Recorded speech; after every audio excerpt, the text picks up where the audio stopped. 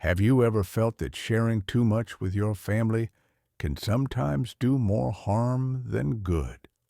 As we grow older, there's a natural desire to be open and honest with our loved ones, believing that complete transparency is always the best approach. However, the truth is, some things are better kept private, not out of secrecy, but out of wisdom. Not everything needs to be shared, and in certain cases, keeping certain matters to yourself can protect both your peace of mind and your relationships. In this video, we'll explore 5 things you might want to keep to yourself after the age of 65. This isn't about being deceptive or shutting people out, but rather about maintaining your independence, avoiding unnecessary stress, and ensuring your personal boundaries are respected. You might be surprised by how much peace can come from keeping a few select matters private. Stay tuned until the end, as understanding these 5 points could transform how you interact with your family, giving you more freedom and ease in your later years. Let's dive in. Number 1. Financial decisions and assets. Money is one of the most sensitive topics as we age. You might think that being completely transparent about your financial situation with your family will prevent misunderstandings, but in reality, it often creates more problems than it solves. Sharing every detail about your savings, investments, or even how much you've set aside for the future can lead to unsolicited advice, pressure, or even family conflicts, especially when different generations have different views on money. Some family members may mean well, but their concerns or opinions can start to feel like interference. In some cases, people who were once distant may suddenly take a keen interest in your finances once they realize what you have. You might have seen this happen before. Someone shares their financial plans with their children only to find their decisions questioned at every turn. Or perhaps you've seen a friend deal with constant pressure about how they should spend their money, whether it's being told to downsize, invest differently, or set aside more for grandchildren. While it's one thing to seek advice when you need it, it's another when people start feeling entitled to have a say in your personal choices. This can quickly become frustrating. Once you reveal your full financial picture, you can't take that information back. There's also the issue of personal control. If your family starts viewing you as someone who isn't making the best financial decisions, they might feel justified in stepping in, sometimes with good intentions, but not always in a way that respects your independence. This doesn't mean you should never discuss finances with your family. It's wise to have clear estate plans and to communicate necessary details when the time is right. But you don't need to share everything, like the exact amount of money you have, what you spend on yourself, or even whether you've made a new investment. These are your decisions to manage. If keeping some financial matters private allows you to enjoy your life without unnecessary opinions or pressure, that's not secrecy, it's wisdom. Number 2, health concerns that aren't urgent.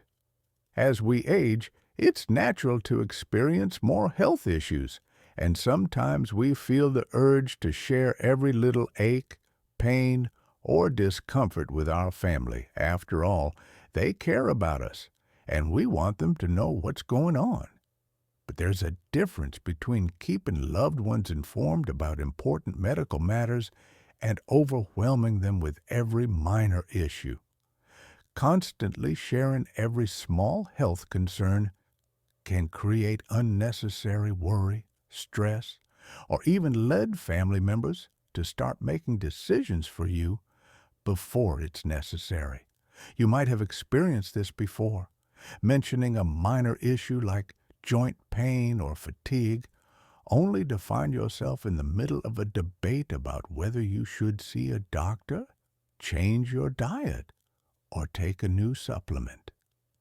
Family members, especially younger ones, often mean well, but their concern can quickly turn into pressure. Before you know it, they're researching treatments, scheduling appointments, or making comments like, "You really need to take better care of yourself," as if you haven't been managing your health for decades. There's also a psychological aspect to this. If you constantly talk about your health issues, even the minor ones, your family may start to see you as someone who is declining faster than you actually are. They might begin treating you differently, assuming you're more fragile or incapable than you feel. Once people see you in that light, it can be hard to change their perception. Suddenly, they're hesitant to include you in certain activities, questioning your ability to travel, or suggesting you need extra help, all because you mentioned your knees were aching more than usual that day. Of course, it's important to communicate major health concerns, especially if they impact your daily life or require family support. But choosing to keep minor issues to yourself doesn't mean you're being dishonest. It simply means you're protecting your autonomy. You have the right to manage your health without unnecessary interventions or stress. Sometimes, silence is the best way to maintain control over your own well-being. Number 3, your true thoughts on family conflicts. Family dynamics can be complicated, and as we get older, we often find ourselves in the middle of situations we never asked to be part of. Siblings arguing over an inheritance, adult children holding grudges, or extended family members who don't get along. These things happen in almost every family. When you've lived long enough, you've seen patterns repeat, old wounds resurface, and history repeat itself.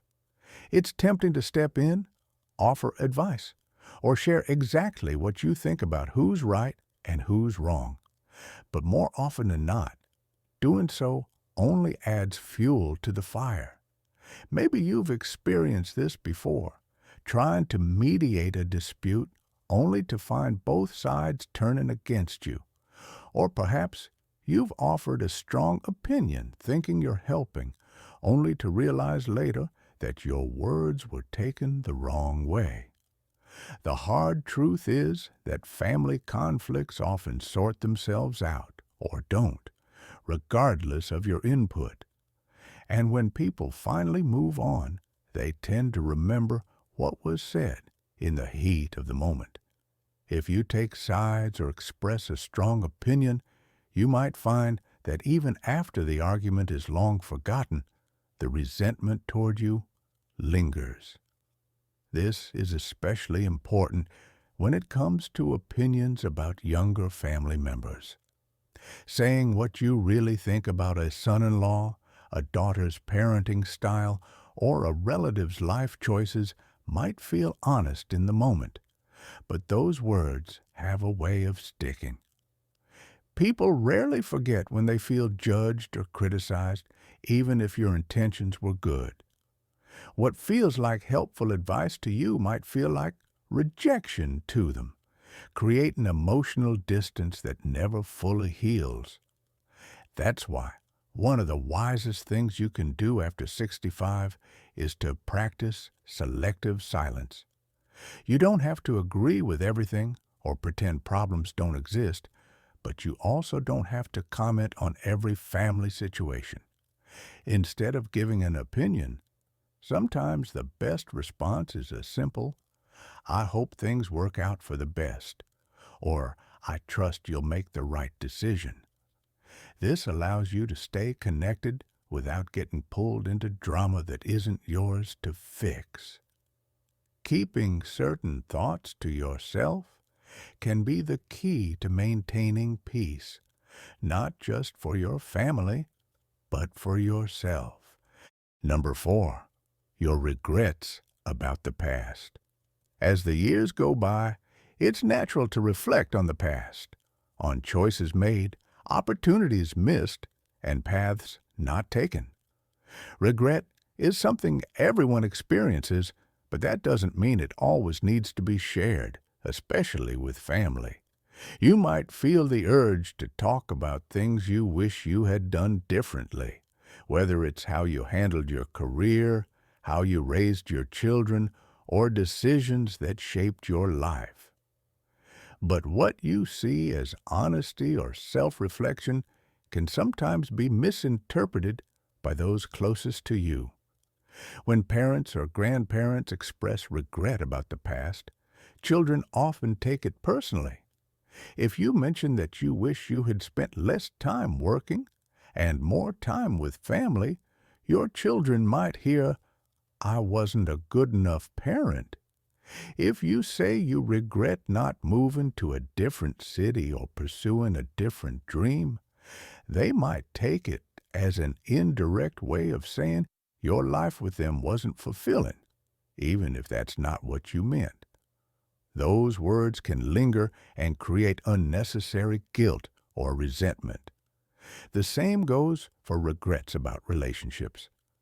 Talking about a past love, even in a harmless way, can make your spouse or family members feel like they were a second choice. Even reflecting on friendships that drifted apart or opportunities that slipped away can shift how people see you. Instead of remembering the strong, resilient person they've always known, they might start seeing you as someone stuck in the past. That's why some regrets are best kept to yourself.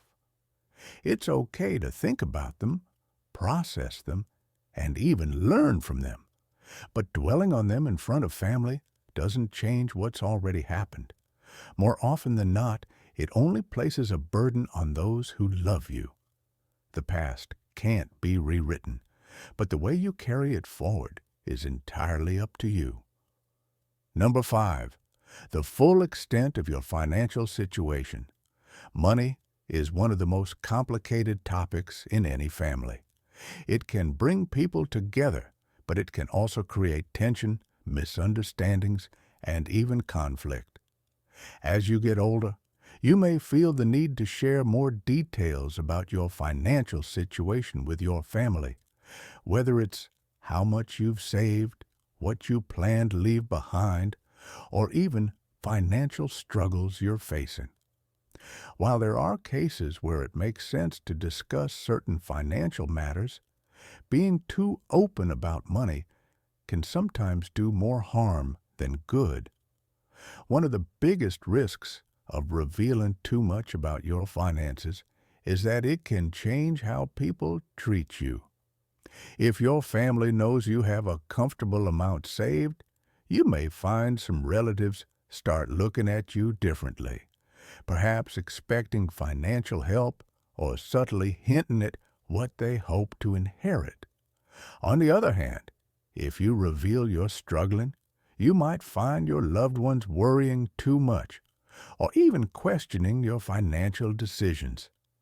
Either way, money has a way of shifting relationships, and once that happens, it's hard to undo. There's also the issue of independence.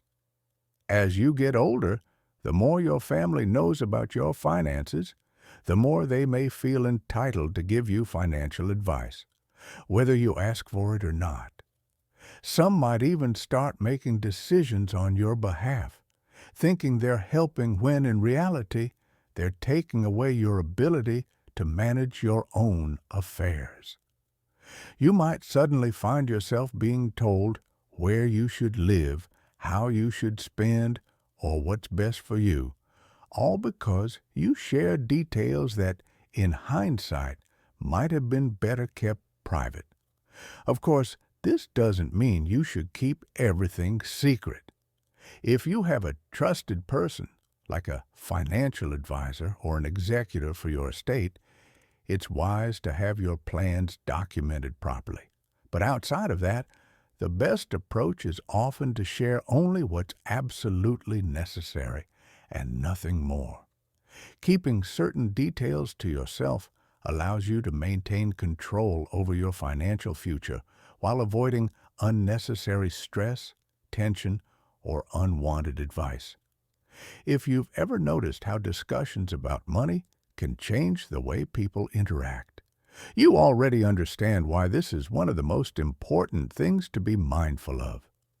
In the end, your finances are yours to manage, and keeping some details private ensures your relationships with your family remain built on love and respect, not financial expectations. Final thoughts. As we wrap up, take a moment to reflect on the 5 points we've discussed. Keeping certain things private isn't about being secretive or distant. It's about protecting your peace, dignity, and relationships. Not everything needs to be shared, and sometimes the wisest choice is knowing what to hold back. Think about your own life. Have you ever shared something with family only to realize later that it changed how they saw you? Or maybe you've held back from saying something and realized later it was the right decision. Wisdom often comes from experience, and as we grow older, we learn that some things are best kept to ourselves.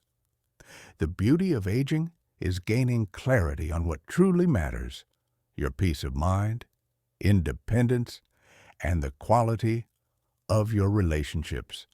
Being selective with what you share allows you to maintain control over your life while keeping your connection strong. It's not about shutting people out, but about preserving what makes those relationships meaningful. We'd love to hear from you. Leave a comment below and share one thing you learned today and how you plan to use it in your life. Your thoughts are important to us, so don't hesitate to share them. Reading your comments gives us great motivation and encouragement. If you enjoyed this video and found it helpful, please like, subscribe, and share. Your support helps us continue creating content to inform and inspire you. Thanks for watching, and we look forward to seeing you in the next video.